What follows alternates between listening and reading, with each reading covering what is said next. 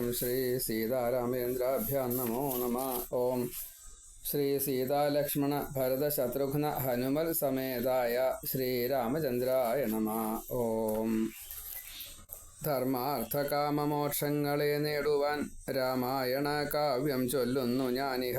ശ്രീരാമസീതാ ഹനുമൽ സ്മൃതി വരാൻ ഭക്തനായി കാൽക്കൽ നമസ്കരിക്കുന്നു ഞാൻ. വാൽമീകി രാമായണം കഥ പറഞ്ഞു വരികയാണ്. അതിൽ 14 ഭാഗം ഇപ്പം നമ്മൾ പറഞ്ഞു കഴിഞ്ഞു. ഇപ്പോൾ കഥകൾ പറഞ്ഞ് വരികയാണ്. ഇപ്പോൾ അതിൽ രാജവംശ മഹാരാജാക്കന്മാരുടെ ചില കഥകളൊക്കെ, സൂര്യവംശ രാജാക്കന്മാരുടെ കഥകൾ പറയുകയാണ്. അപ്പം അതിൽ സഗരപുത്രന്മാർക്ക് പറ്റിയ ഒരു അബദ്ധം, അതാണ് നമ്മൾ പറഞ്ഞു വെച്ചത്. കപില മഹർഷിയുടെ അടുത്തെത്തി ഭൂമിയൊക്കെ തുറന്നിട്ട് എന്തിനു വേണ്ടിയിട്ട്? അച്ഛൻ്റെ യാഗം, അശ്വമേധ യാഗത്തിൽ കുതിരയെ കട്ടുകൊണ്ടുപോയത് ഇന്ദ്രനാണ്. എന്നിട്ട് കപില മഹർഷിയുടെ അടുത്ത് കൊണ്ടുപോയിട്ട് വെച്ചു. അവിടെ നിർത്തിയപ്പോൾ അത് കുതിരയ്ക്കത് വിഷയമല്ല, കുതിര അവിടെ നിന്നു. പക്ഷേ ഈ 60,000 പേര് സകലപുത്രന്മാർ ഈ ഭൂമി കുഴിച്ച് അവിടെ എത്തിയപ്പോൾ അത് കപില മഹർഷിയാണ് കൊണ്ടുപോയത് എന്ന് സംശയിച്ചു. കുതിരയും കപില മഹർഷിയും അടുത്തിരിക്കേണ്ട, കപില മഹർഷി ധ്യാനത്തിലാണ്. പക്ഷേ ഈ ഉറക്കൊരുട്ടും ബഹളമൊക്കെ ചെയ്ത് എന്തൊക്കെയാണ് ചെയ്ത് കാട്ടിക്കൂട്ടിയത് ശരിയാ. എങ്ങനെയായാലും കെട്ട പിടിക്കുക എന്നൊക്കെ പറഞ്ഞിട്ടേ കണ്ണ് തുറന്ന് നോക്കിയപ്പോഴാണ് ഈ സകലപുത്രന്മാരാണ് ലഹള ഉണ്ടാക്കണത്. അപ്പുറത്തൊരു കുതിരയും നിൽക്കുന്നുണ്ട്. അപ്പോൾ കണ്ണ് തുറന്നപ്പോൾ ഇവർ ഇനി അടുത്ത പരിപാടി എന്താ വേണ്ട വെച്ചാൽ അത് ചെയ്യാൻ വേണ്ടി തുടങ്ങുകയാണ്. അപ്പോൾ അത് പാപമായി മാറി, വിഷ്ണുവിന് കപില മഹർഷി. അപ്പോൾ ആ പാപം കൊണ്ട് തന്നെ അവർ സ്വയമേവ ഭസ്മായി. അത് ഭഗവാന്റെ തൃക്കണ്ണ് അവരുടെ മേലെ തട്ടുകൊണ്ട് അത് മുക്തിക്ക് കാരണമായി. പക്ഷേ അങ്ങനെ ശരിക്കൊരു മുക്തിക്ക് അവിടെ സമയമായിട്ടുമില്ല. അപ്പോഴാണ് അവർ ഭസ്മമായിട്ടുള്ളൊരവസ്ഥയിൽ കിടക്കുന്നത്, മുക്തി കിട്ടാതെ കണ്ട്. അങ്ങനെയാണ് നമ്മൾ പറഞ്ഞു വെച്ചത്. ഇപ്പോൾ 41-ാമത്തെ സർഗം വരെ, 40-ാമത്തെ സർഗം കൂടി നമ്മൾ പറഞ്ഞു വെച്ചു ബാലകാണ്ഡത്തിൽ. ഇനി 41-ാമത്തെ സർഗം തൊട്ടാണ് നമ്മൾ പറയണത്. അവിടെ കപില മഹർഷിയുടെ ഹുങ്കാരം കൊണ്ട് ഈ 60,000 അവരും ഭസ്മമായി കഴിഞ്ഞു, സകലപുത്രന്മാരെ. അപ്പോൾ കുട്ടികളെ കാണാനില്ല, എവിടേക്കാണ് പോയത് എന്നാവോ, ഇനി എങ്ങനെയാണ് അന്വേഷിക്കുക? അപ്പോൾ സകല മഹാരാജാവ് ഈ അംശുമാനെ പറഞ്ഞു വിട്ടു. അമ്പും വില്ലും വാളും ഒക്കെ ആയിട്ട് എത്ര വലിയ ഏത് തടസ്സം വന്നാലും പരിഹരിക്കാൻ കഴിവുള്ളവരാണ്. അപ്പോൾ അതുകൊണ്ട് അങ്ങനത്തെ ഒരു പേരക്കൂട്ടം തന്നെയാണ്. എന്തായാലും പറഞ്ഞു വിട്ടു. ഇങ്ങനെ സ്വന്തം ഓജസ് തേജസ് അതുകൊണ്ട് മാത്രം ജയിക്കാനുള്ള കഴിവുള്ള ആ ഉണ്ണിയെ നല്ലോണം അനുഗ്രഹിച്ചു. ഇളയച്ചന്മാരുടെ ഗതി എന്താ വെച്ചാൽ അറിഞ്ഞു വരൂ, കുതിര എവിടെയാണ് അത് കണ്ടുപിടിക്കൂ, കുതിരയെ കൊണ്ടുവരൂ, നിനക്കതിന് കഴിയുകയും ചെയ്യും. ഇനി പഞ്ചഭൂതങ്ങളിൽ തന്നെ ഏതായാലും നിന്നെ ഉപദ്രവിക്കാൻ വന്നു കഴിഞ്ഞാൽ നിനക്കതിനെ നേരിടാൻ കഴിയും, ജയിക്കാൻ കഴിയും. മൃഗങ്ങളൊക്കെ വരാച്ചാൽ ഈസി ആയിട്ട് തന്നെ ജയിക്കാൻ കഴിയും. ഇനി രാക്ഷസന്മാർ, പിശാചുക്കൾ, യക്ഷന്മാർ അങ്ങനെയൊക്കെ ഉണ്ട്. അവരൊക്കെ വന്നാലും പേടിക്കാനൊന്നുമില്ല, നീ ജയിച്ചു വരും എന്നെല്ലാം അനുഗ്രഹിച്ചു കൊണ്ടാണ് യാത്രയാക്കണത്. അങ്ങനെ യാത്രയാക്കി നല്ലോണം വണങ്ങുക തുടങ്ങിയ കാര്യങ്ങളൊക്കെ, അനുവാദം വാങ്ങുന്നതിന് കുറേ നിയമങ്ങളൊക്കെ ഉണ്ട്. അപ്പോൾ അതെല്ലാം ചെയ്തുകൊണ്ട് ഈ അംശുമാൻ യാത്രയായി ശ്രീരാമനോട് കഥ പറഞ്ഞുകൊണ്ടിരിക്കുകയാണ്. അപ്പോൾ ശ്രീരാമൻ ആ കഥകളൊക്കെ തന്നെ കേൾക്കണു. ഈ മഹാതേജസ്വിയായിട്ടുള്ള ഒരാൾക്കും ജയിക്കാൻ പറ്റാത്തതായിട്ടുള്ള ഈ അംശുമാൻ അതൊരു ബഹുവിശേഷനാണ്. എങ്ങനെയായാലും എല്ലാവരെയും ഒരേപോലെ തന്നെ പ്രദക്ഷിണം വെച്ച് നമസ്കരിച്ച് അനുവാദം വാങ്ങിയിട്ട് യാത്രയായി. അങ്ങനെ ഒരു ദിക്കിൻ്റെ അറ്റത്തെത്തി. അപ്പോൾ ദിഗ്ഗജങ്ങളെ കണ്ടു. നമ്മൾ നേരത്തെ പറഞ്ഞു, 14-ാമത്തെ ഭാഗത്തിൽ അത് പറഞ്ഞു. ദിഗ്ഗജങ്ങളുടെ കഥയൊക്കെ നമ്മൾ പറഞ്ഞു. അപ്പോൾ അങ്ങനെ ഒരു ദിഗ്ഗജത്തെ കണ്ടു. അപ്പോൾ തൊഴുത് നമസ്കരിച്ച് അനുവാദമൊക്കെ വാങ്ങിയിട്ട് കണ്ടു, അശ്വത്തെ കണ്ടു എന്നെല്ലാം ചോദിച്ചപ്പോൾ ആ ദിഗ്ഗജം അനുഗ്രഹിച്ചു എന്നാണ്. അശ്വത്തോട് കൂടിയിട്ട് കൃതാർത്ഥനായിട്ട് അശ്വത്തെ തിരിച്ചു കൊണ്ടുവരും. അവരുടെ വാക്കുകൾ അങ്ങനെയാണ്, വാക്കിന് അർത്ഥം ഉണ്ട് നല്ലോണം. അതേപോലെ നല്ല വാക്കുകൾ മാത്രമേ പറയുള്ളൂ എന്ന് മാത്രമല്ല, ശുഭ ലക്ഷണം, ശുഭ പര്യവസായി ആയിട്ടാണ്, അല്ലെങ്കിൽ അങ്ങനെ ഒരു രീതിയിലാണ് അനുഗ്രഹം വരിക. അപ്പോൾ നല്ലത് മാത്രമേ ചിന്തിക്കുള്ളൂ, നല്ലത് മാത്രമേ പറയുള്ളൂ. അപ്പോൾ ഇവർക്ക് നല്ലത് മാത്രമേ കേൾക്കാൻ പറ്റുള്ളൂ. അങ്ങനെയാണല്ലോ. അങ്ങനെ ഹയത്തോട് കൂടിയിട്ട്, കുതിരയോട് കൂടിയിട്ട്, ആകാശത്തോട് കൂടിയിട്ട് നിങ്ങൾ മടങ്ങി വരും എന്ന് അവരും അനുഗ്രഹിച്ചു. ഇതെല്ലാം കേട്ട് വളരെ വേഗത്തിൽ സഞ്ചരിക്കുകയാണ്. അങ്ങനെ ഈ സകരപുത്രന്മാർ ഭസ്മമായിട്ട് കിടക്കുന്ന ആ സ്ഥലത്തേക്ക് എത്തി. അപ്പോൾ അവിടെ കപില മഹർഷിയുണ്ട്, കുതിരയുണ്ട്, ഈ ഭസ്മമുണ്ട്. അപ്പോൾ അതിങ്ങനെ കണ്ടപ്പോൾ വലിയ ദുഃഖമായി. ഓ, ഇവരൊക്കെ മരിച്ചു പോയല്ലോ, ഇനി എന്താ ചെയ്യേണ്ടത്? കുതിരയെ കണ്ടപ്പോൾ കുതിരയെ ഇനി കൊണ്ടുപോയി വേണ്ടു എന്നുള്ളൊരു അതൊരു സമാധാനമായി. ഒപ്പം അവിടെ കപില മഹർഷിയും കണ്ടു. അപ്പോൾ ഈ രാജപുത്രന്മാർക്ക് ഉദകക്രിയകൾ ചെയ്യണം. അപ്പോൾ അതിന് വേണ്ടിയിട്ട് ജലം അന്വേഷിച്ചു. ഉദകപൂർവ്വം ചെയ്യണം വെച്ചാൽ വെള്ളം വേണ്ട. ഉദകം എന്ന് പറഞ്ഞു കഴിഞ്ഞാൽ വെള്ളമാണ്. നോക്കുമ്പോൾ വെള്ളം എവിടെയും കാണാനില്ല. അപ്പോൾ സൂക്ഷ്മമായിട്ട് പരിശോധിച്ചപ്പോഴാണ് ഈ ഇളയച്ഛന്മാരുടെ മാതുലനായിട്ടുള്ള ഖഗാധിപനായിട്ടുള്ള ഗരുഡ ഭഗവാൻ അവിടെ ഇരിക്കുന്നുണ്ട്. ഗരുഡ ഭഗവാനെ കണ്ടത്. അപ്പോൾ ആ വൈനതേയനെ നല്ലോണം, വിനതയുടെ പുത്രനാണ്, അതുകൊണ്ട് വൈനതേയൻ എന്ന് പേര്. ഗരുഡനെ എന്തായാലും നമസ്കരിച്ചു, ആവശ്യത്തിനൊക്കെ പറഞ്ഞു. അപ്പോൾ ഗരുഡൻ പറഞ്ഞു, ദുഃഖിക്കൊന്നും വേണ്ട, അങ്ങ് രാജാവാണ്, പുരുഷശ്രേഷ്ഠനാണ്, വെച്ചാൽ ഭാവി രാജാവ് ആവും എന്നൊക്കെ ആ നിലയ്ക്കാണ്. ഏതായാലും ലോകസമ്മതത്തിനുള്ള ഒരു ലോകഹിതം ആണ് ഇപ്പോൾ അങ്ങയുടെ ഈ ചെറിയച്ഛന്മാർ സകരപുത്രന്മാരും വധിക്കപ്പെട്ടത്. അതിൻ്റെയൊക്കെ എന്താ കാരണം വെച്ചാൽ ഗംഗയെ കൊണ്ടുവരാൻ ഇതൊരു കാരണമായി തീരും. അപ്പോൾ അതുകൊണ്ട് ലോകഹിതമാണ്, ദേവഹിതമാണ്, മാത്രമല്ല ഈ ലോകഹിതമാണ്. അതുകൊണ്ടൊട്ട് പേടിക്കണ്ട. അങ്ങക്ക് ദുഃഖമില്ലാതെ കണ്ട് ഈ കാലമൊക്കെ കഴിച്ചു കൂട്ടാൻ പറ്റും. മാത്രമല്ല കുതിരയെ കൊണ്ടുപോകാൻ പറ്റും. അത് ഇങ്ങനെയെല്ലാം അനുഗ്രഹിച്ച് കഴിഞ്ഞിട്ടാണ് വിട്ടത്. അപ്പോൾ കപില മഹർഷിയാണ് ഇങ്ങനെ ഇവരെ ഭസ്മീകരിച്ചത്. അതുകൊണ്ട് ഈ ലൗകികമായിട്ടുള്ള വെള്ളത്തെ കൊടുത്തുകൂടാ, ഗംഗയെ തന്നെ കൊടുക്കണം. അപ്പോൾ അതിന് ഗംഗയെ കൊണ്ടുവരണ്ടേ, അതുവരെ താമസമുണ്ട്.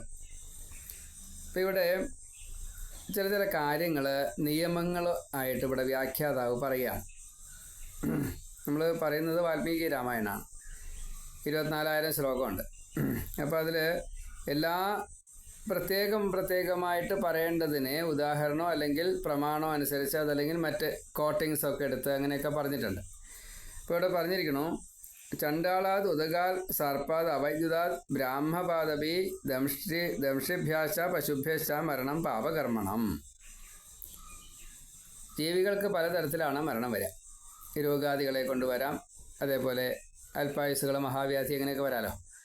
അന്യന്മാരെ കൊണ്ട് വധിക്കപ്പെടാം. ചണ്ടാളന്മാരാണെന്ന് വെച്ചാൽ തെറ്റായി. സർപ്പാദികൾ, ആന, മൂരി, ഇങ്ങനെയൊക്കെ ഉണ്ടല്ലോ, അതൊക്കെ വലിയ ദോഷമാണ്. സിംഹം, പുലി, അതൊക്കെ വലിയ ദോഷമാണ്.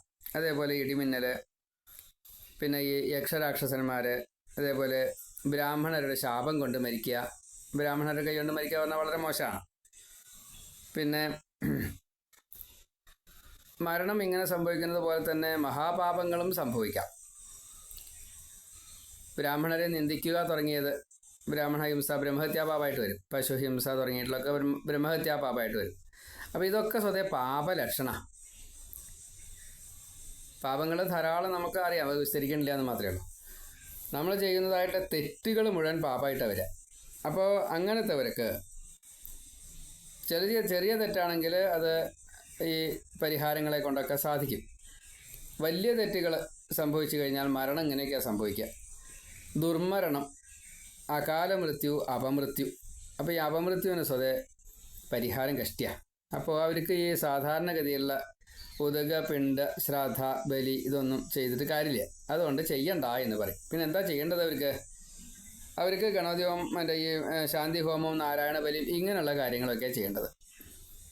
അപ്പോൾ ഭാഗവത പ്രകാരം എങ്ങനെയാണെന്ന് വെച്ചാൽ, ഇപ്പോൾ രാമായണ പ്രകാരം ഉണ്ട്, കുറച്ച് കഴിഞ്ഞാൽ പറയും. രാമായണം വായിച്ചാൽ മതി, ഭാഗവതം കേൾപ്പിച്ചാൽ മതി, നാരായണീയോ ഗീതയോ ദേവി ഭാഗവതോ ശൈവോ വൈഷ്ണവോ ശാക്തയോ ഏതായാലും കുഴപ്പമില്ല, ഗണപതിയോ ഏതായാലും കുഴപ്പമില്ല, അത് വായിച്ച് കേൾപ്പിച്ചാൽ മതി, പുണ്യം കിട്ടും. എല്ലാ അർത്ഥത്തിലും ജ്ഞാനികളാക്കി ആ ദുരാത്മാക്കളെ പൈശാചികാവസ്ഥ വരിക. കാരണം ഇങ്ങനത്തെ മരണങ്ങൾക്കൊക്കെ ദേഹമില്ലാത്തൊരവസ്ഥ വരും. അപ്പോൾ നമ്മൾ ഔർധദൈഹിക കർമ്മങ്ങൾ ചെയ്തിട്ട് കാര്യമില്ല. കാരണം അത് കിട്ടാൻ ശരീരമില്ല. കാരണ ശരീരം എന്ന് പറയുന്ന ശരീരത്തിലാണ് നമ്മൾ പിന്നെ ഇവിടുന്ന് പോവുക. അതില്ലാച്ചാൽ പിന്നെ എങ്ങനെയാണ് അത് കിട്ടുക? അപ്പോൾ അതുകൊണ്ടാണ് അത് ചെയ്തിട്ട് കാര്യമില്ല എന്ന് പറയാനുള്ള കാരണം. അപ്പം അങ്ങനെ ഇവരും ആ അവസ്ഥയിലായിരിക്കണത്, ഈ സകര പുത്രന്മാർ. അപ്പോൾ അവർക്ക് എങ്ങനെയാണ് മുക്തി കിട്ടുക?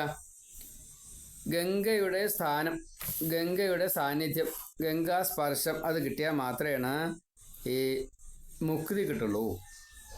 അപ്പോൾ ഗംഗയെ കൊണ്ടുവരിക, ആകാശഗംഗയെ ഭൂമിയിലേക്ക് കൊണ്ടുവരിക.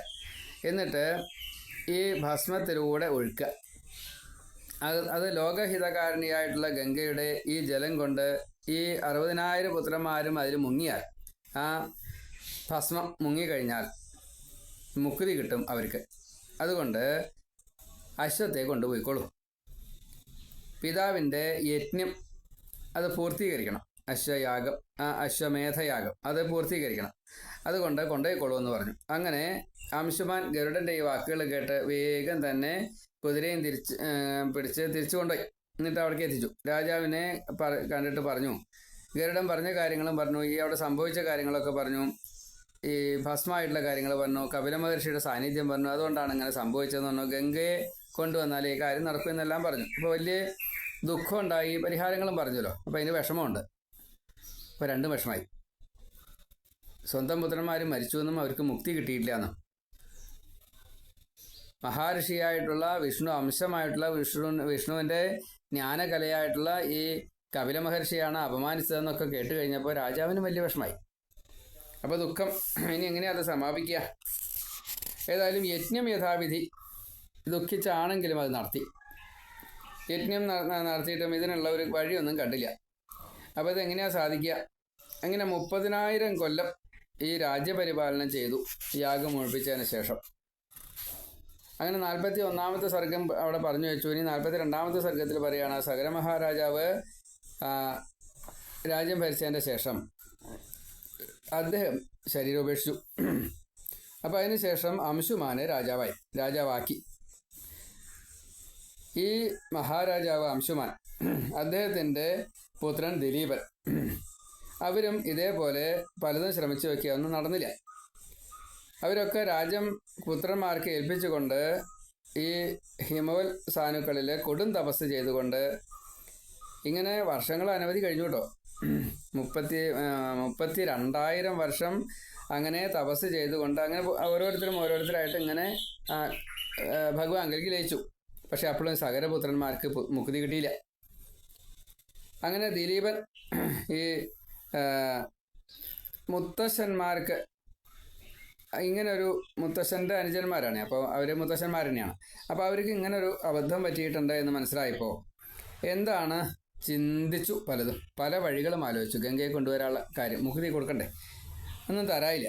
അപ്പോഴേക്കും കുറച്ചൊരു അല്പായുസായോ സംശയം. ഏതായാലും ഒന്നും കാര്യം നടന്നില്ല. ഇനിയിപ്പോൾ എന്താ ചെയ്യുക? ഉദയക്രിയ എങ്ങനെയാണ് നടത്തുക? എങ്ങനെയാണ് അവരെ കരകയറ്റുക? ഇങ്ങനെ എപ്പോഴും ആത്മബോധത്തോടും തന്നെ ഈ കാര്യത്തെ മനസ്സിലാക്കിച്ചാലും ചെയ്യാൻ സാധിച്ചില്ല. അദ്ദേഹത്തിൻ്റെ പുത്രനാണ് ഭഗീരഥൻ. ആ ദിലീപൻ്റെ പുത്രനായിട്ടുള്ള ഭഗീരഥൻ ഇതേപോലെ തന്നെ പരമധാർമ്മികനായിട്ടുള്ള യശസ്വിയായിട്ടുള്ള കഴിവുള്ള പലതും അനവധി മേന്മകളുണ്ട്. ആ മേന്മകളുള്ള ഈ രാജാവ്, ഈ ദിലീപൻ അനവധി യജ്ഞങ്ങളൊക്കെ ചെയ്തതിൻ്റെ ശേഷം അദ്ദേഹവും ഇതേപോലെ ഒരു 30,000-ലധികം വർഷം രാജ്യം ഭരിച്ചിട്ടാണ് മുക്തി നേടിയത്. പിതൃക്കൾക്ക് സദ്ഗതി കൊടുക്കാൻ തരായതുമില്ല. അങ്ങനെയാണ് അദ്ദേഹം സ്വർഗം പോകിയത്. എങ്കിലും ഈ രാജാവ്, ഈ ഭഗീരഥൻ, ഈ അച്ഛൻ്റെ അവസ്ഥ, മുത്തച്ഛൻ്റെ അവസ്ഥ, മുതുമുത്തച്ഛൻ്റെ അവസ്ഥ ഇതൊക്കെ കണ്ടുകൊണ്ട് തന്നെ പുണ്യകർമ്മം ചെയ്യണമെന്നുള്ള ഉറപ്പിച്ചു. കാരണം ഇവർക്ക് മുക്തി കൊടുത്താലേ പരമ്പര സൂര്യവംശ രാജാക്കന്മാരാണ്, എല്ലാവരും ഭക്തന്മാരുമാണ്. അപ്പോൾ എന്താ വേണ്ടേ എന്നിങ്ങനെ പലതരത്തിൽപ്പെട്ടതായിട്ടുള്ള ആലോചനകൾ ചെയ്തു. മാത്രമല്ല മക്കളില്ലാത്ത ഒരവസ്ഥ ക്രമേണയായിട്ട് വന്നു. കാരണം പിതൃക്കൾക്ക് മുക്തി കിട്ടിയില്ലെങ്കിൽ പരമ്പര നഷ്ടപ്പെടും. ഔർധ്വദൈഹിക കർമ്മങ്ങൾ ചെയ്തിട്ടില്ലെങ്കിൽ, ശ്രാദ്ധാദി കർമ്മങ്ങൾ ചെയ്തിട്ടില്ലെങ്കിൽ, പിണ്ടാദികൾ ചെയ്തിട്ടില്ലെങ്കിൽ പരമ്പര ഉണ്ടാവില്ല. അത് ഈ പിതൃക്കളുടെ ഒരു ശാപമാണ്. നേരിട്ട് ശപിക്കല്ല, ശാപമാണ്. അപ്പോൾ എന്താ പരിഹാരം എന്നിങ്ങനെ സ്വയമേ ആലോചിക്കണു. ഗംഗയെ കൊണ്ടുവരാൻ വേണ്ടിയിട്ട് എന്താ വേണ്ടേ? നമുക്ക് എല്ലാവർക്കും അറിയാം എങ്ങനെയാണ് ഭഗീരഥൻ അങ്ങോട്ട് കൊണ്ടുവന്നതല്ല. ആ കഥ പറയുകയാണ്.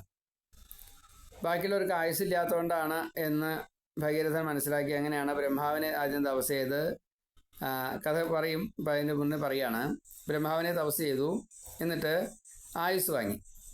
അതിനുശേഷം ഗംഗയെ തപസ് ചെയ്തു. അപ്പോൾ ഗംഗ പറഞ്ഞു, എന്നെ അങ്ങനെ പെട്ടെന്ന് ഭൂമിയിലേക്ക് കൊണ്ടുവരാൻ പറ്റില്ല, താങ്ങാൻ ഒരാൾ വേണം. അപ്പോൾ ആരാ താങ്ങാൻ ചോദിച്ചു. മഹാദേവന് മാത്രമേ താങ്ങാൻ സാധിക്കുള്ളൂ. അപ്പോൾ ശിവനെ തപസ് ചെയ്തു. ശരി, വന്നോട്ടെ എന്ന് ശിവൻ പറഞ്ഞു. കുറച്ചൊരു അഹങ്കാരത്തോട് കൂടിയിട്ടാണ് ഗംഗ, ആകാശഗംഗയാണ്, ശിവന്റെ തലയിലേക്ക് വന്നത്. നോക്കുമ്പോൾ ശിവന്റെ തലയിൽ ജഡേന്ന് പുറത്തേക്ക് വരാനുണ്ടായില്ല. അപ്പോൾ ശിവനെ ആദ്യം തപസ് ചെയ്തു. അപ്പോൾ ലേശം വിട്ടുകൊടുത്തു.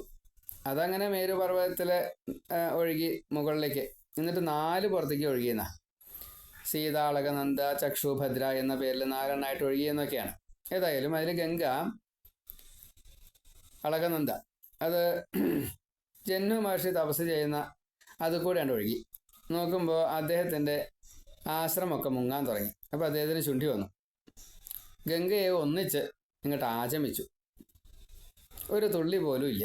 ആചമിക്കാനുള്ള വെള്ളം ഉണ്ടായുള്ളൂ. അത്ര ഈ കുത്തി ഒഴുകി വരണ കിലോമീറ്ററുകളോളം വീതിയുള്ള നല്ല താഴ്ചയുണ്ട്. ആ ഗംഗയത്തെ വെള്ളം മുഴുവൻ ഈ ജഹ്നു മഹർഷി ആചമിച്ചു. അപ്പോൾ ജഹ്നു മഹർഷിയെ, ബ്രാഹ്മണനെ തപസ് ചെയ്തു ഭഗീരഥൻ. ആവശ്യം പറഞ്ഞു. എന്നാൽ ശരി എന്ന് പറഞ്ഞാൽ ചെവിയുടെ വലത്തെ ചെവിയുടെ ഉള്ളിൽ കൂടെ പുറത്തേക്ക് വിട്ടുന്നാ. അപ്പോൾ ഗംഗ വലത്തെ ചെവിയിൽ, ബ്രാഹ്മണരുടെ വലത്തെ ചെവിയിൽ, ഭക്തന്മാരുടെ വലത്തെ ചെവിയിൽ ഗംഗ ഉണ്ട് എന്നാണ് സങ്കല്പം. അതുകൊണ്ട് നമ്മൾ അഥവാ കയ്യൊറ്റ ശുദ്ധം മാറി അതിൻ്റെ ഇടയ്ക്ക് പൂജയുടെ ഇടയ്ക്കോ ദേവാലയത്തിൻ്റെ ഇടയ്ക്കോ ഒറ്റ വന്നു അപ്പോൾ വലത്തെ ചെവി ഒന്ന് തൊട്ട് കഴിഞ്ഞാൽ ആ ശുദ്ധി കിട്ടുമെന്നാണ്. നമ്മുടെയൊക്കെ എല്ലാവരുടെയും ചെവിയിൽ അതാണോ എന്നൊന്നും അങ്ങനെയൊന്നും ചോദിക്കുകയും പറയുകയൊന്നും ചെയ്യരുത്. നമ്മളൊക്കെ ഭക്തന്മാരാണ്, ഭാഗവതന്മാരാണ്. അഥവാ സംശയം തോന്നിക്കഴിഞ്ഞാൽ ഒന്ന് ഗംഗയെ സ്മരിച്ചുകൊണ്ട് വലത്തെ ചെവി ഒന്ന് തൊടുക. അപ്പോൾ അതൊരു വിധിയായിട്ടെല്ലാം പറയാറുണ്ട്.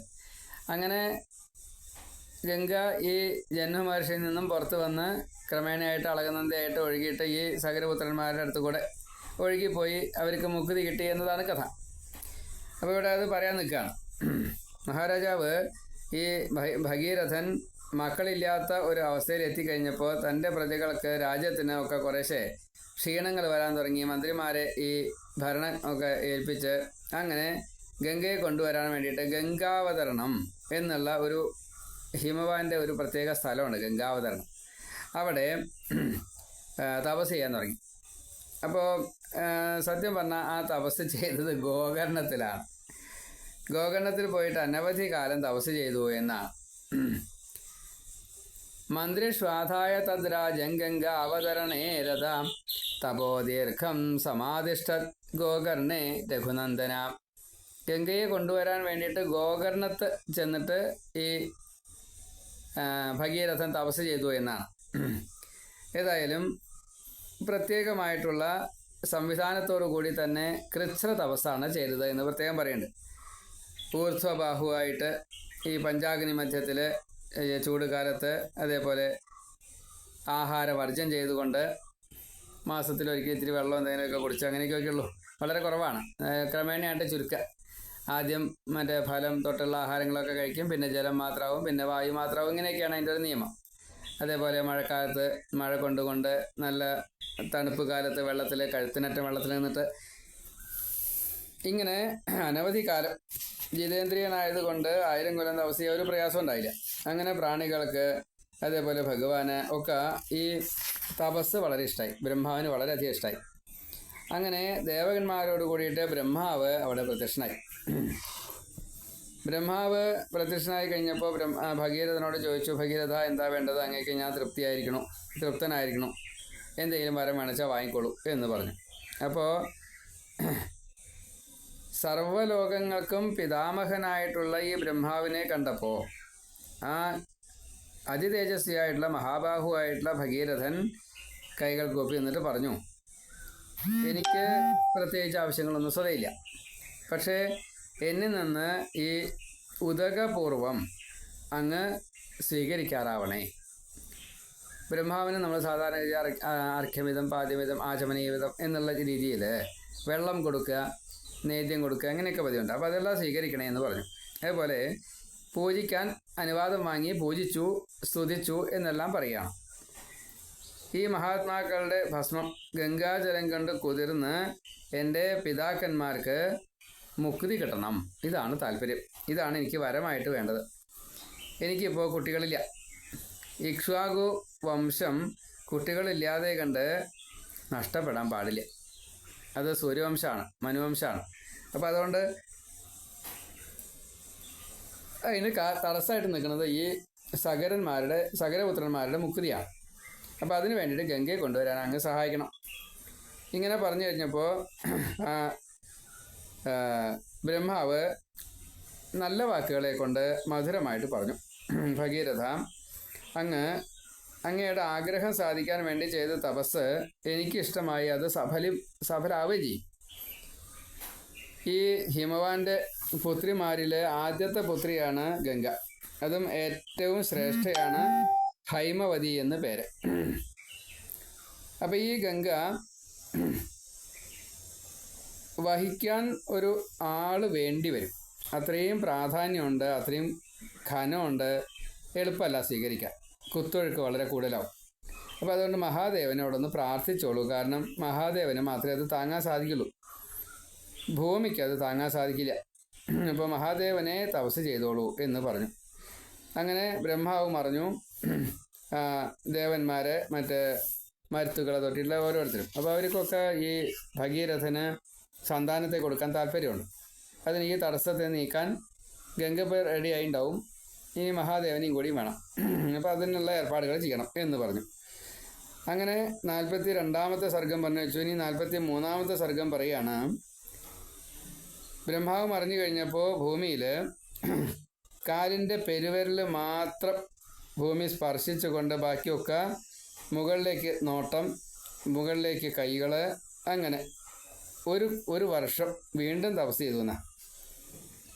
അപ്പോൾ മഹാദേവൻ തന്നെ പ്രത്യക്ഷപ്പെട്ടു. ഇപ്പോൾ ഇവിടെ ബ്രഹ്മാവിനെ തപസ് ചെയ്ത് 1000 കൊല്ലം. അതിൻ്റെ ഒരു കണ്ടിന്യൂറ്റി ആയതുകൊണ്ട് 1000 കൊല്ലം കൂടി ചെയ്തപ്പോൾ അതാണ്. അപ്പോൾ 1000 കൊല്ലമാണ് ബ്രഹ്മാവിനെ തപസ് ചെയ്തത്. പിന്നെ 1 കൊല്ലം കൂടി കഴിഞ്ഞപ്പോൾ 1001 കൊല്ലമേ ഉള്ളൂ. അതാണ്. അപ്പോഴേക്കും മഹാദേവൻ പ്രത്യക്ഷപ്പെട്ടു. അപ്പോൾ ഒരാളെ തപസ് ചെയ്ത എല്ലാവർക്കും അതിൻ്റെ ഒരു പ്രീതി ഉണ്ടാവും. അതാണ്. ഏതായാലും മഹാദേവൻ പറഞ്ഞു, എന്താ വേണ്ടത് ചോദിച്ചു. പ്രീതിയുണ്ട്. ശൈലപുത്രിയായിട്ടുള്ള ഗംഗയെ ഞാൻ എൻ്റെ ശിരസ് കൊണ്ട് വഹിച്ചോളാം, വേറെ എന്താ വേണ്ടത് എന്ന് ചോദിച്ചു.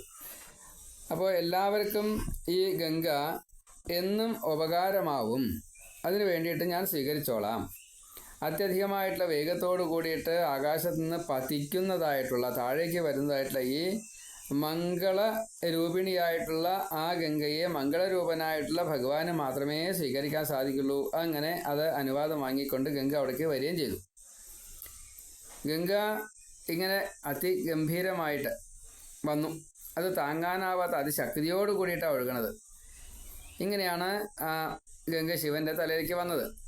പക്ഷേ ശിവനെ കൂടി ഒഴുക്കണമെന്ന് ആഗ്രഹിച്ച് വന്നു എങ്കിലും ഗംഗയുടെ അഹങ്കാരം നശിപ്പിക്കണമെന്ന് ഭഗവാൻ കണക്കാക്കി. അപ്പോൾ മഹാദേവൻ എന്ത് ചെയ്തു? കുറച്ചൊരു ശുണ്ഠി എടുത്തുകൊണ്ട് ഗംഗയെ ഇനി മറ്റൊരാൾ കാണണ്ട എന്ന് നിശ്ചയിച്ചു. ഗംഗയെ മറയ്ക്കാൻ ഉദ്ദേശിച്ചു. അപ്പോൾ രാമനോട് പറയുകയാണ്, കഥ പറയുകയാണ്, ഈ പുണ്യവതിയായിട്ടുള്ള നദി ഈ മഹാദേവൻ്റെ ഏറ്റവും പുണ്യമായിട്ടുള്ള ഹിമാലയ തുല്യമായിട്ടുള്ള ജടയിൽ ഒരു ഗുഹയിൽ ഒരു തീരി എന്നുള്ള രീതിയിലേക്ക് പ്രവേശിച്ചു. ഒന്നും നിവൃത്തിയില്ല. അപ്പോൾ പുറത്തേക്ക് വരാൻ നിവൃത്തിയില്ല. കാരണം അത്രയ്ക്കേ ഉള്ളൂ. ഒരു തുള്ളി വെള്ളം അത് തലയിൽ വന്ന് നമ്മുടെ തലയിൽ ഒരു തുള്ളി വെള്ളം വീണാൽ പോലും താഴേക്ക് പോയില്ല. അപ്പോൾ പിന്നെ മഹാദേവൻ്റെ ശിരസിൽ ഒരു തുള്ളി വെള്ളം വീണാൽ എന്താ ഉണ്ടാവുക? വലിയ ഗംഗയാണേ, പക്ഷെ അത് മഹാദേവനെ സംബന്ധിച്ച് ഒരു തുള്ളിയേ ഉള്ളൂ. അതാണ്. അപ്പോൾ അത് പുറത്തേക്ക് വരാണ്ടായില്ല. അപ്പോൾ അശക്തി ബോധ്യപ്പെട്ടു. അപ്പോൾ എങ്ങനെയാണ് ഇനി അത് ഇങ്ങോട്ട് പുറത്തേക്ക് വരിക? ജടയിൽ നിന്ന് പുറത്തേക്ക് കിടക്കണമെങ്കിൽ ആദ്യ മഹാദേവൻ്റെ അനുഗ്രഹമോ വരോ അനുവാദമോ അല്ലെങ്കിൽ ഒരു കൃപയോ ഒക്കെ കിട്ടിയാൽ മാത്രമേ ഇനി പുറത്തേക്ക് വരാൻ പറ്റുള്ളൂ. ഇവിടെ ആവശ്യം നടക്കുകയും വേണം. അപ്പോൾ അതിനൊരു തടസ്സമായി തീർന്നു. ഈ ജടാമണ്ഡലത്തിൽ ഇങ്ങനെ കുറേശ്ശെ ചുറ്റിത്തുരിയാൻ തുടങ്ങി ഗംഗ. അപ്പോൾ വെള്ളമായിട്ടാണോ ചുറ്റിത്തിരിയേണ്ടത് അതോ ഗംഗയായിട്ടാണോ എന്ന് ചോദിച്ചാൽ അറിയില്ല. അങ്ങനെ ഒരു മട്ടാണ് അവിടുത്തെ ഒരു കഥ. എങ്ങനെയായാലും പുറത്തേക്ക് വഴി കണ്ടില്ല, പുറത്തേക്ക് കിടക്കാനുള്ളൊരു വഴി കാണണ്ടേ. അപ്പോൾ ഭഗീരഥന് വലിയ സങ്കടമായി, വീണ്ടും തപസ് ചെയ്തു. അപ്പോൾ മഹാദേവനെ തപസ് ചെയ്തപ്പോൾ മഹാദേവൻ സന്തോഷത്തോട് കൂടിയിട്ട് പറഞ്ഞു, ബിന്ദു സരസിൽ മറ്റേ ഭൂമിയിലത്തെ ഏറ്റവും നല്ല ഒരു ഉറപ്പുള്ള സ്ഥലമാണ് ബിന്ദു സരസ്. കാരണം അവിടെ മഹാവിഷ്ണുവിൻ്റെ സാന്നിധ്യമുണ്ട്. മഹാവിഷ്ണു വിചാരിച്ചാൽ പലതും നടക്കും. ബിന്ദു സരസ് ഉണ്ടായത് തന്നെ മഹാവിഷ്ണുവിൻ്റെ കണ്ണുനീര് ആണ്. അപ്പോൾ ബദരിക്ക് അടുത്തുള്ള ഈ തപ്തകുണ്ടം എന്നുള്ള ആ ഒരു സരസ്, അവിടെ എത്ര വലിയ ജലായാലും വേണ്ടില്ല, ഈ ചൂടായാലും വേണ്ടില്ല, ഈ ചൂടിൽ അത് ഈ തപ്തകുണ്ടത്തിൽ ഇല്ലാണ്ടേ പോകും. അപ്പോൾ ഈ ചൂട് അവിടെ വിഷയമല്ല, ഗംഗയുടെ ചൂട് അവിടെ വിഷയമല്ല. അപ്പോൾ അതുകൊണ്ട് ഗംഗ അവിടെ വീണു. എന്നിട്ട് 7 നദികളായിട്ട് മാറി എന്നാണ്. അതാണ് ഹ്ലാദിനി, പാവനി, നളിനി തുടങ്ങിയിട്ടുള്ള കിഴക്ക് ഭാഗത്തേക്ക് 3 ആയിട്ട് പോയി. 3 നദികളായിട്ട് ഹ്ലാദിനി, പാവനി, നളിനി. നളിനി എന്ന് പറഞ്ഞാൽ താമര എന്നുള്ള അർത്ഥം വരിക. അതേപോലെ പാവനി എന്നുള്ളത് ശുദ്ധമാക്കുക എന്ന അവസ്ഥയാണ്. ഹ്ലാദിനി എന്നുള്ളത് സന്തോഷിപ്പിക്കുക എന്ന അവസ്ഥയാണ്. ഇങ്ങനെ 3 ഭാവത്തിൽ കിഴക്കോട്ടൊഴുകി. പിന്നെ സുചക്ഷുസ്, സീത, മഹാനദിയായിട്ടുള്ള സിന്ധു, ഇങ്ങനെ 3 ആയിട്ട്. അപ്പോൾ സീത എന്നുള്ളത് ശുദ്ധം, ശുഭ്രം എന്നുള്ള ഒക്കെ അർത്ഥം വരിക. സിന്ധു എന്നുള്ളത് അതിൻ്റെ ഏറ്റവും കുറച്ചധികം വലിപ്പം, ഒരു കടൽ പോലെ എന്നുള്ള അതിൻ്റെ ബൃഹത്ത്, അതാണ്. പിന്നെ സുചക്ഷുസ്, നല്ല വീക്ഷണം എന്നുള്ള അർത്ഥത്തിലാണ്, നല്ല കണ്ണ്, അതാണ്. പിന്നെ ഏഴാമത്തേതായിട്ടുള്ള ഈ നദി ഭഗീരഥനെ പിന്തുടർന്നു. അങ്ങനെ ഭഗീരഥ അങ്ങനെ മുന്നിൽ അങ്ങനെ പോയി ദിവ്യരഥത്തിലിരുന്നു കൊണ്ട് ഭഗീരഥൻ യാത്രയാവണു. ഗംഗാനദി പിന്നാലെ വരണു. അങ്ങനെ ആകാശത്ത് നിന്ന് ശിവന്റെ ശിരസിൽ നിന്നിറങ്ങി ഭൂമിയെ മുഴുവൻ അത് എല്ലാ ദിക്കിലും എത്തിയെന്ന, ഭൂമി മുഴുവൻ എത്തി. എന്നിട്ടോ അതിതീവ്ര ശബ്ദത്തോടു കൂടിയിട്ട് ഈ ജലം എല്ലാ ദിക്കിലും വ്യാപിച്ചു. അതുകൊണ്ടാണ് ജലത്തിന് ശബ്ദമുണ്ട്, വായുവിന് ശബ്ദമുണ്ട്, ജലത്തിന് ശബ്ദമുണ്ട്, മണ്ണിന് എത്ര ശബ്ദം നിശ്ചല. ഒരു പാറയോ ഒരു മണ്ണും കട്ടയോ ഒക്കെ ആകാശത്ത് നിന്ന് താഴെ വീണ് വന്നു കഴിഞ്ഞാൽ, കുറച്ച് ഒരു പർവ്വതത്തിൻ്റെ മുകളിൽ നിന്ന് ഒരു മണ്ണങ്കട്ട താഴെ വീണ് കഴിഞ്ഞാൽ എന്തൊരു ശബ്ദം. കാറ്റിനെ മുറിച്ചുകൊണ്ട് വരുന്നതായിട്ടൊരു ശബ്ദം, ഭൂമിയിലാണ് വീണ് കഴിഞ്ഞാൽ പൊട്ടയെ എന്നിട്ടൊരു ഒരു ചിന്നി ചെതറുന്നതായിട്ട് മറ്റൊരു ശബ്ദം. എന്ന കൂട്ടത്തിൽ വെള്ളത്തിനും മണ്ണിനും വായുവിനൊക്കെ ഈ ശബ്ദമുണ്ട്. അങ്ങനെ ഈ ഗംഗ ശബ്ദത്തോടു കൂടിയിട്ട് അവിടെ എല്ലാ ദിക്കിലും വ്യാപിച്ചു എന്നാണ്, ഒഴുകി. അതിൽ ജലജീവികൾ, മത്സ്യം, ആമ തുടങ്ങിയിട്ടുള്ള, പിന്നെ അതേപോലെ തന്നെ ശിംശുമാരങ്ങൾ, കടലാന, മുതല, നീർക്കുരങ്ങ്, ഇങ്ങനെയല്ലേ ധാരാളം, ഇതൊക്കെ ധാരാളം വീണുകൊണ്ടിരിക്കുക. ജലജീവികൾ ധാരാളം. അത് കൂട്ടമായിട്ട് ഭൂമി ജലജീവികളെ കൊണ്ട് നിറഞ്ഞു. വെള്ളം എല്ലാ ദിക്കിലും എത്തി. അപ്പോൾ ദേവർഷികൾ, ഗന്ധർവന്മാർ, യക്ഷകിന്നരന്മാർ, മറ്റ് 8 ഗണത്തിൽപ്പെട്ടതായിട്ടുള്ള ദേവന്മാരൊക്കെ ഈ ആകാശത്ത് നിന്ന് ഭൂമിയിൽ എത്തിച്ചേർന്ന ഗംഗയെ നോക്കി നല്ലോണം ആസ്വദിച്ചു. അവർ ഈ നഗരം പോലെ വലിയ വിമാനങ്ങളിൽ, അതേപോലെ കുതിരകൾ, ആനകൾ, ഇതൊക്കെ പുറത്തിരുന്നാണ് ഈ അത്ഭുത കാഴ്ച കണ്ടത് എന്ന് പറയുകയാണ്. ഇതൊരു മായയാണ്. ആ ഗംഗയുടെ ഈ വരവ് അത് കണ്ടപ്പോൾ എല്ലാവരും തടിച്ചുകൂടിയെന്നാണ്. അനവധി ദേവന്മാർ, അനവധി ആഭരണങ്ങൾ, അതേപോലെ തേജസ് പറയുന്നത് എങ്ങനെയാ വെച്ചാൽ 100 ആദിത്യന്മാർ ഉദിച്ച് ഉയർന്ന പോലെ മേഘരഹിതമായിട്ടുള്ള ഈ ആകാശത്തിലെ ഗംഗ അത്യധികം പ്രകാശത്തോട് കൂടിയിട്ട് നിന്നു. അപ്പോൾ ശിംശുമാരങ്ങൾ, ഉരകങ്ങൾ മുതലായവയൊക്കെ തുള്ളിച്ചാടുന്നത് പോലെ, നക്ഷത്രങ്ങൾ ഇങ്ങനെ മിന്നി നിൽക്കില്ലേ, അതേപോലെ പലതരത്തിലും പലർക്കും പലതും കാണാറായി. ഇപ്പോൾ വെള്ളത്തുള്ളികളാവാം അതൊക്കെ, ഗംഗയുടെ ജലതുള്ളികൾ, ഓരോ തുള്ളിക്കും ഓരോ സൂര്യൻ്റെ അത്ര വലുപ്പവും അങ്ങനെയുള്ള പ്രകാശവും അങ്ങനെയൊക്കെയാണ് ഓരോ തുള്ളിക്കേ. അപ്പോൾ ആ ഗംഗയാണ് ഈ ഭൂമിയിൽ വന്നിരിക്കുന്നത്. എല്ലാ ദിക്കിലുമുണ്ട്. കടലിലായാലും ശരി, നദിയിലായാലും ശരി, കിണറിലായാലും ശരി, കുളത്തിലായാലും ശരി, സരസിലായാലും ശരി, ഒക്കെ ഗംഗ തന്നെയാണ്. നമ്മുടെ വീട്ടിലുള്ള കിണറിലും ഈ ഗംഗ തന്നെയാണ്. അതാണ്. അപ്പോൾ എല്ലാ കാലത്തും ഈ ഗംഗ ഉണ്ടാവും. അപ്പോൾ അതാത് ഋതുക്കൾക്ക് അനുസൃതമായിട്ടുള്ള ഭാവത്തിലാണ് ഗംഗാജലം ഉണ്ടാവുക.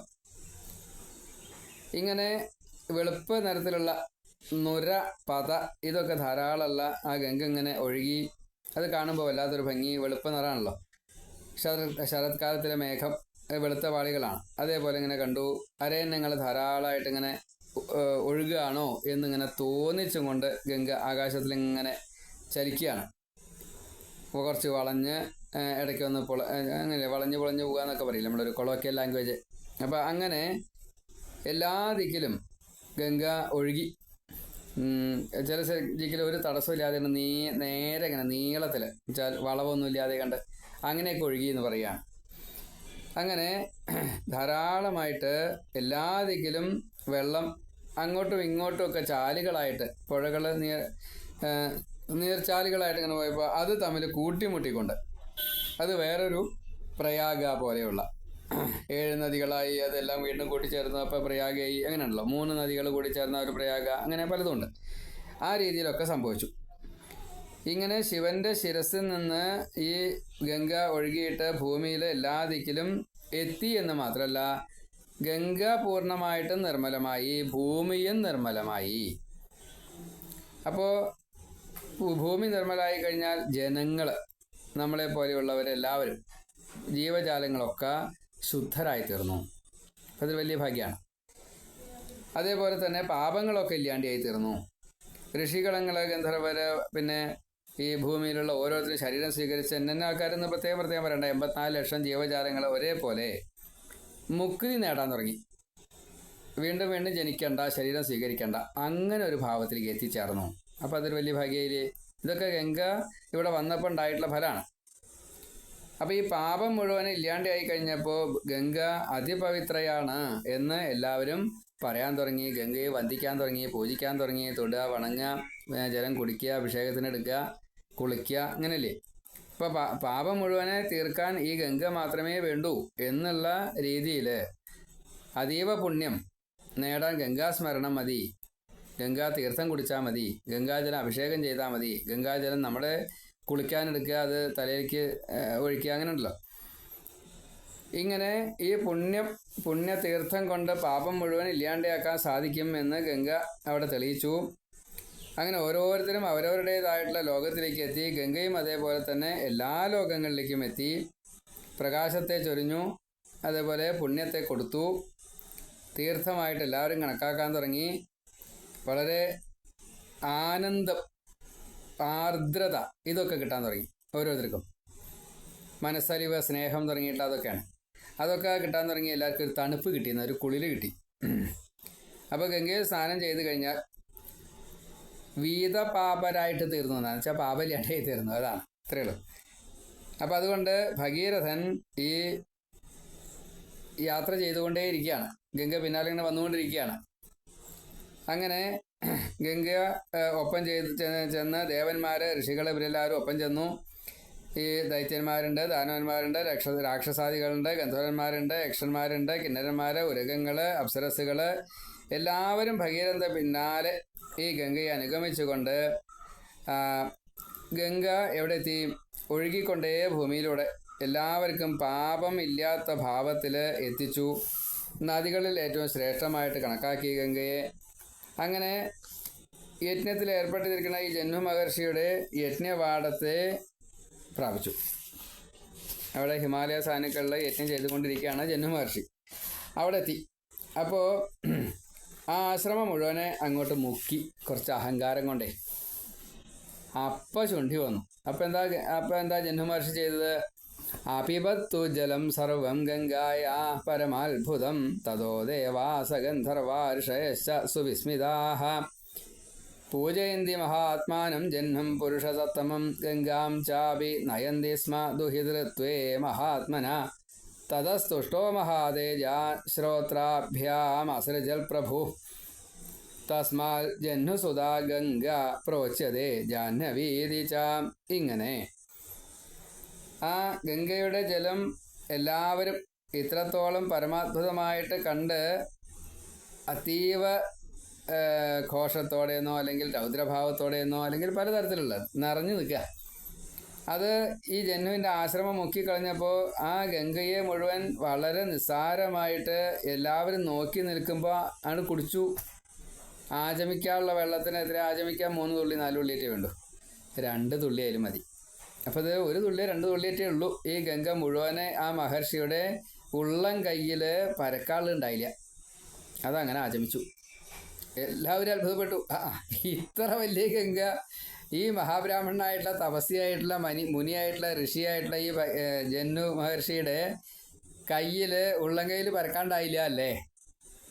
തൊണ്ടയൊന്നും ഇറങ്ങിയില്ല, തൊണ്ട വരെ എത്തിയല്ലോ, തീർത്ഥം പോലെ ആചമിച്ചു. ഇത്ര അത്ഭുതം.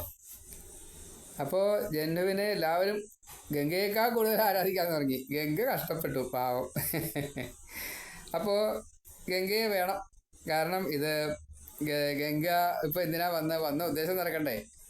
അപ്പോൾ വീണ്ടും ഭഗീരഥൻ തപസ് ചെയ്ത് ആവശ്യപ്പെട്ട് പറഞ്ഞു കഴിഞ്ഞപ്പോൾ ആ ഗംഗയെ തൻ്റെ മകളെ എന്ന് കണക്കാക്കി ഗംഗ വീണ്ടും പുനർജനിക്കാൻ വേണ്ടിയിട്ട് ആവശ്യപ്പെട്ട് കഴിഞ്ഞപ്പോൾ വളരെ സന്തോഷത്തോടു കൂടിയിട്ട് മഹാതേജസ്വിയായിട്ടുള്ള ആ ജന്നു മഹർഷി വലത്തെ ചെവിയിലൂടെ പുറത്തേക്ക് വിട്ടു. അപ്പോൾ ജന്മസുതയായിട്ടുള്ള ജാഹ്നവി എന്ന് ഗംഗയ്ക്ക് പേരുണ്ടായി. ഇങ്ങനെ വീണ്ടും ആ ഗംഗ നദികളിൽ ശ്രേഷ്ഠയായിട്ട് ഭഗീരഥൻ്റെ ഈ രഥത്തെ വീണ്ടും പിന്തുടർന്നു. പിന്നെ സ്വതന്ത്രയായി, പിന്നെ പ്രത്യേകിച്ചൊന്നും ഉണ്ടായില്ല. അങ്ങനെ സകരന്മാർ ഭൂമി കുഴിച്ചുണ്ടാക്കിയിട്ടുള്ള ആ സാഗരത്തിലൂടെ ഇങ്ങനെ നീന്താൻ തുടങ്ങി. എങ്ങനെ രസാതലത്തിലെത്തിയെന്ന എല്ലാ ദിക്കിലേക്കും, ഭൂമി ആയാലും ശരി, നദി ആയാലും ശരി, കടലായാലും ശരി, എല്ലാ ദിക്കിലേക്കും ഗംഗ ചെന്നു. അവിടെയൊക്കെ ശുദ്ധാക്കുകയും ചെയ്തു. അങ്ങനെ ഗംഗയെ ഈ സകരപുത്രന്മാർ നിൽക്കുന്നതായിട്ടുള്ള രസാതലത്തിൽ, അവിടെയാണ് കപില മഹർഷി തപസ് ചെയ്യണത്, അവിടെ ചെന്നു. അപ്പോൾ ഈ മുത്തശ്ശന്മാരുടെ അടുത്ത് കൂടെ ഈ ഭസ്മ കൂമ്പാരത്തിലേക്ക് ജലം അങ്ങോട്ട് പ്രവേശിച്ചു, ഗംഗാജലം. അതോട് കൂടിയിട്ട് അവരെ അഭിഷേകം ചെയ്യുന്ന രീതിയിലായിപ്പോയി.